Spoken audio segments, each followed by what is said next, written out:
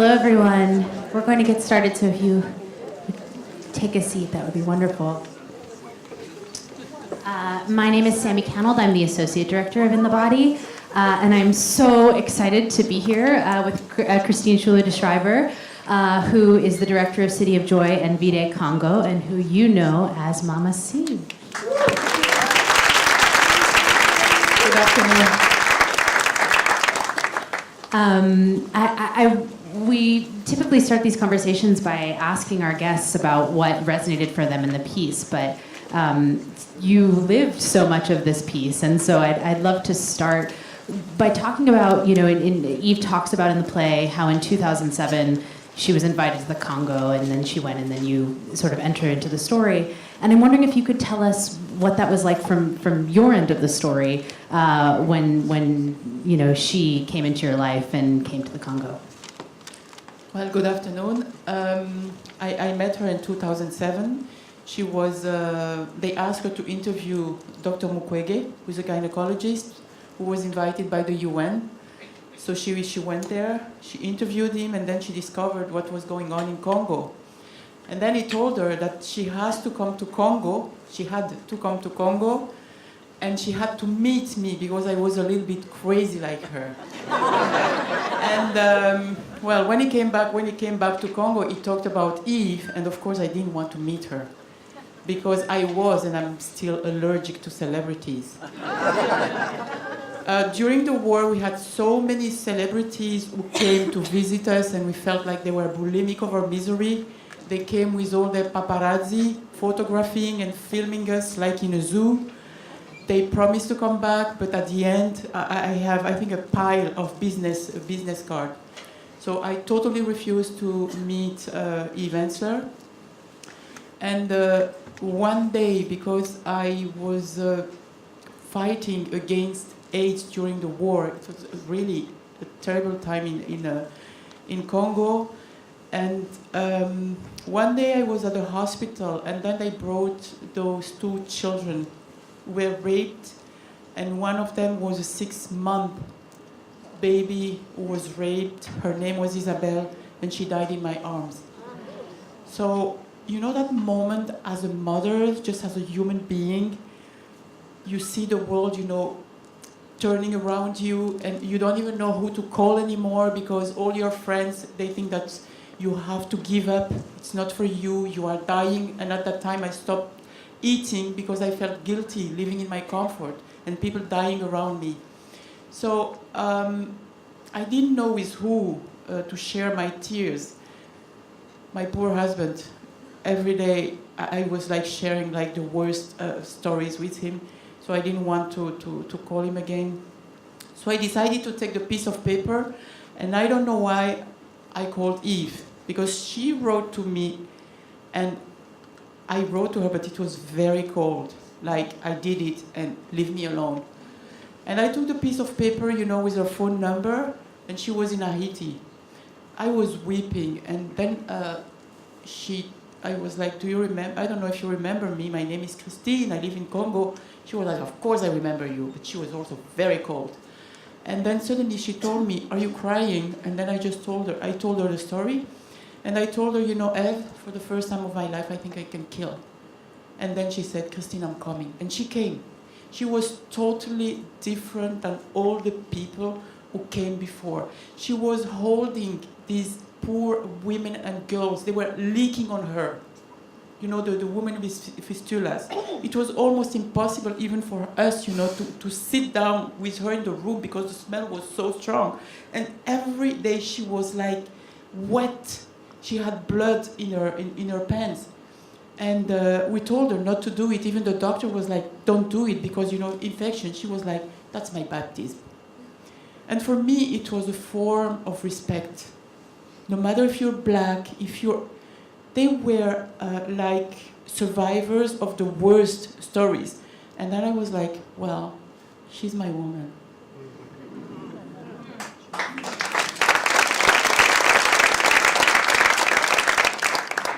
So beautiful. I want to fast forward then to 2010 when, City of Joy was being built, and there were all these roadblocks, and then Eve found out in the middle of it that she had cancer. And we hear so much about that in the play from her perspective, but how did that affect you and what was going on at City of Joy? You know, when I met Eve, I think I knew her from the first time when I hugged her. I felt, you know, who she was.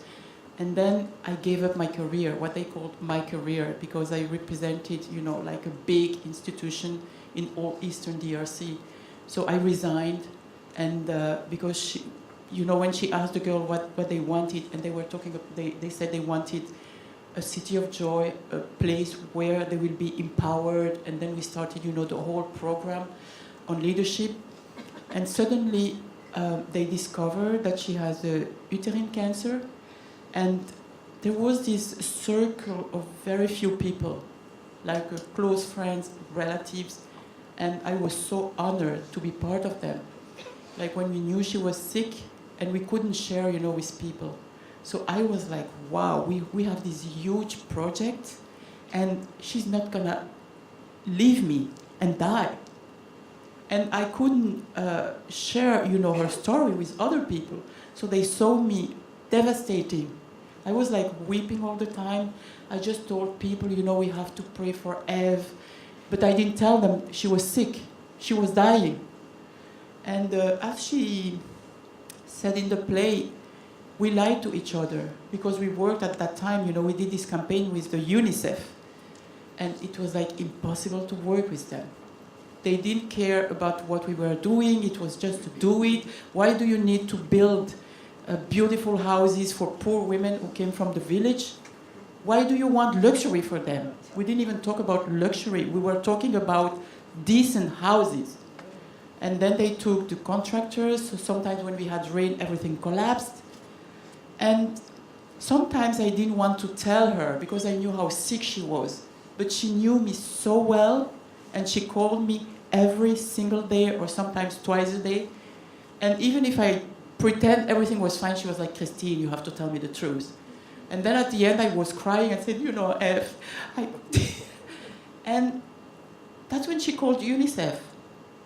In the middle of her chemotherapy. I'm a French speaker.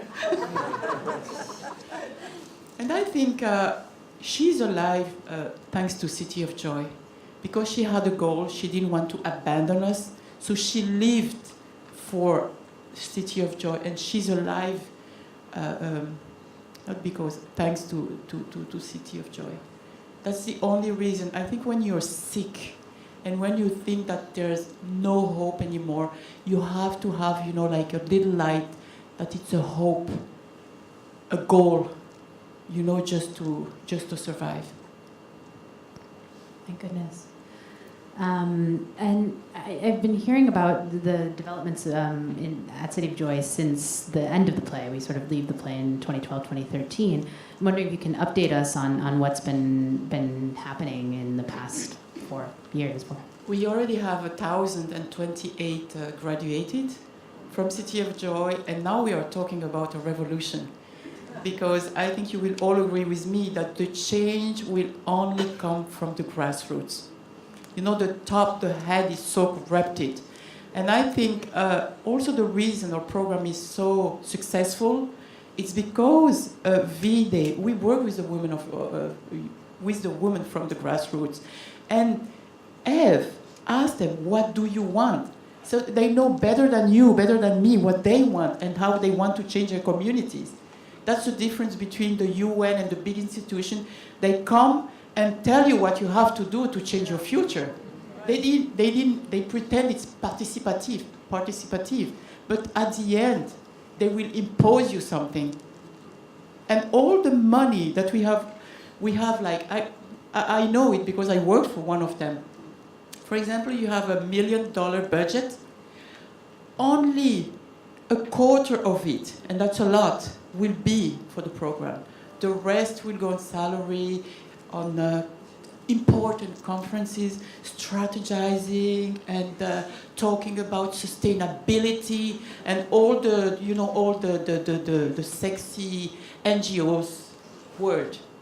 And at the end, there's nothing done. I'm telling you.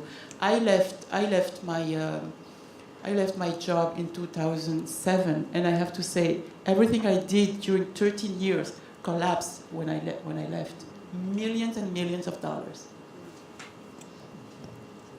I want to open it up to make sure you can ask questions. Please speak loudly, and what we're going to do is, after you ask your question, I'll just repeat it on the microphone to make sure that everybody can hear it before Christine answers. What was your reaction when you first saw this play? The question was, what was your reaction when you first saw the play?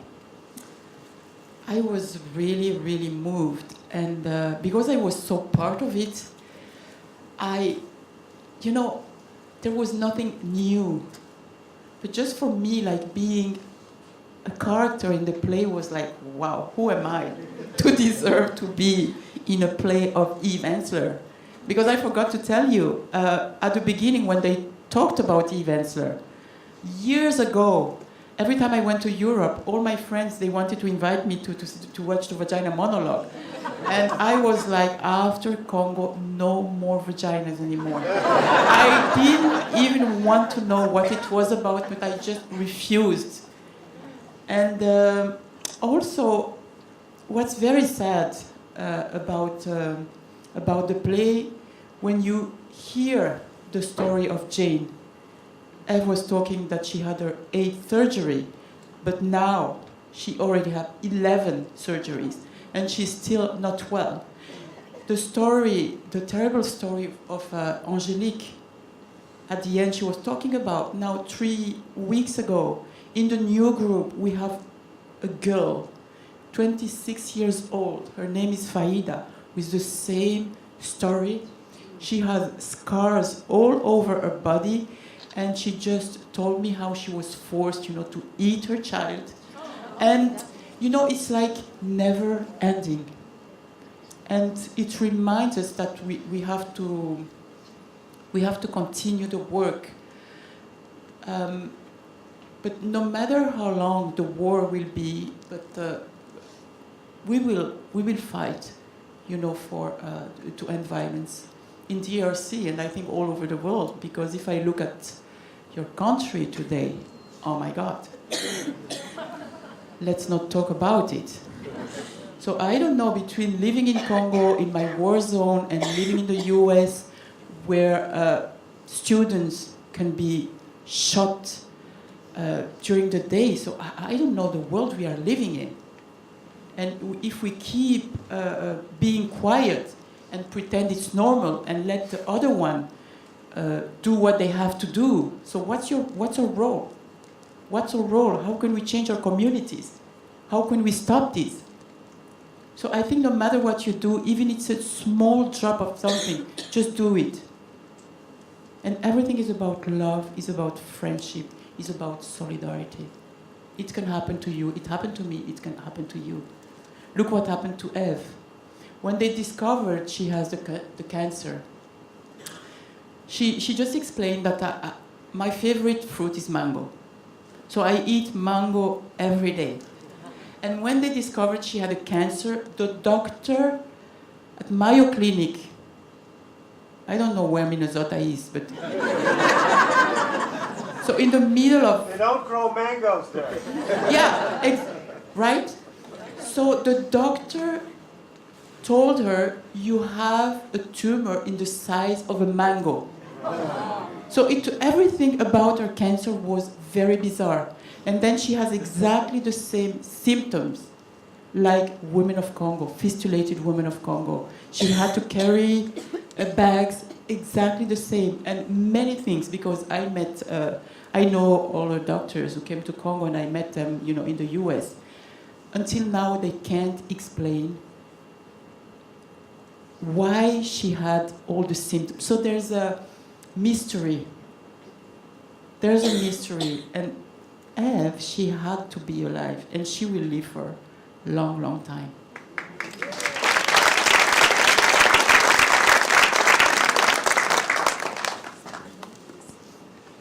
In all that you have gone through and those around you, have you or those around you had what is commonly referred to as out-of-body experiences, where you have placement conversations with powers to be? And if so, how have those conversations affected your understanding of what is going on in your life?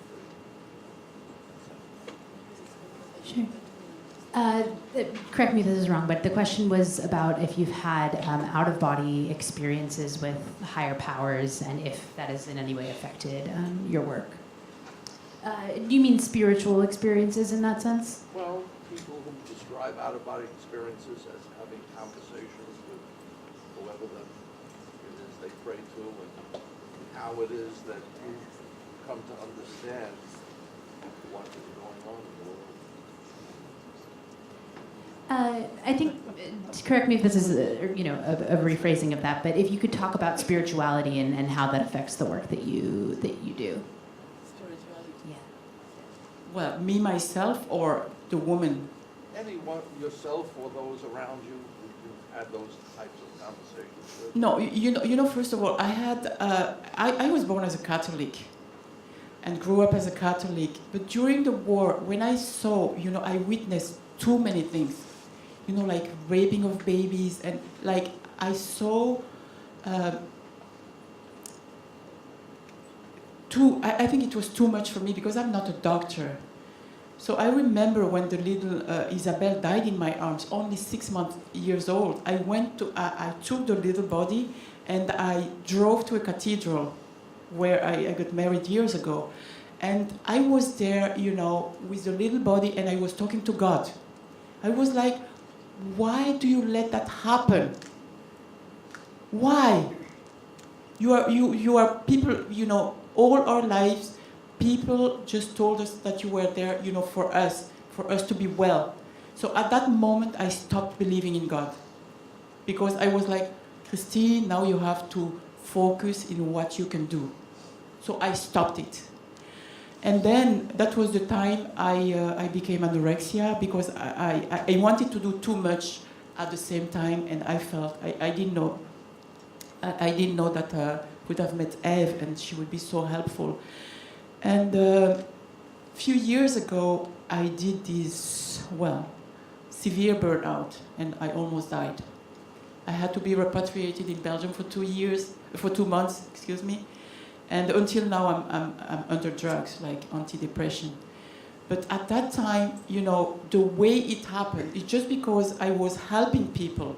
Like, I'm taking care of my staff, like once a month, we all have to go and take our blood pressure, and I exercise all the time. And usually my blood pressure is very low. So that day, I took the staff and said, okay, we have to take our blood pressure. And suddenly they took my blood pressure, because I take it with them, it was so high. I was like, no, it's impossible. And they took it again and was like, wow. So without me asking the other one to take their blood pressure, I would have never noticed that I was sick. And then I started, with anxiety, with panic attack. I couldn't walk anymore. My body didn't belong to me. And at that time, there was something, more powerful than me that guided me. So I went to Belgium and I went to different classes, to help me. And everything I learned in Belgium, and then I teach it to the staff and to the girls. So for me it was like this person up there called God was like, he guided me to do, to do things. And then I went back to Congo, and believe me now, I'm back again in my faith. And that's the way I can help. I can help people. So I believe there's a force that guides you. And by the time when you are still, when you're useful and you devote your life for others, I think there's somebody who is really protecting you. The way Eve was protected, because one of her doctors told me that only 7% with the same cancer survived. So why is she part of the 7%? How are things today in the Congo? Is there any improvement? Excuse me? How are things in your country today? Is there any improvement, or is the same thing going on? not at all, unfortunately, but they don't talk about it anymore. And as long as I will go to the hospital and see all the beds full of raped women and children, so how do you call it? It's just a silent war on women's body. And where is the UN in all this?